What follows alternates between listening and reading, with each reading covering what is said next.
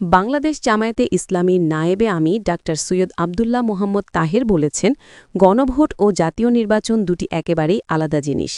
দুটির মধ্যে কোনো সম্পর্ক নেই। আমরা কোনো জটিলতা চাই না, গণভোট আগে হতে হবে। নভেম্বরের শেষের দিকে গণভোট করেন, তারপরেও আরও ২.৫ মাস থাকবে জাতীয় নির্বাচনের। বুধবার রাষ্ট্রীয় অতিথি ভবন যমুনায় প্রধান উপদেষ্টা অধ্যাপক মোহাম্মদ ইউনূসের সঙ্গে জামায়াত প্রতিনিধি দলের বৈঠক শেষে সাংবাদিকদের এসব কথা বলেন ডাক্তার তাহের। সৈয়দ আবদুল্লাহ মোহাম্মদ তাহের বলেন, জুলাই সনদ প্রসঙ্গে আমরা দুটি স্পষ্ট কথা বলেছি। দীর্ঘ কয়েক মাস ধরে বহু লোকের পরিশ্রমে বিভিন্ন রাজনৈতিক দলের অংশগ্রহণে আমরা যে ঐকমত্যে পৌঁছেছি তার মধ্যে মৌলিক কয়েকটি পয়েন্ট আছে। এখন প্রয়োজন এটাকে আইনি ভিত্তি দেওয়া, এটাকে বাস্তবায়ন করা এবং এই সনদের মধ্যে যেগুলো আগামী নির্বাচন সম্পৃক্ত সংশ্লিষ্ট সেগুলোকে আগেই পাশ করিয়ে তার ভিত্তিতে নির্বাচন দেওয়া। এটা হলো গুরুত্বপূর্ণ।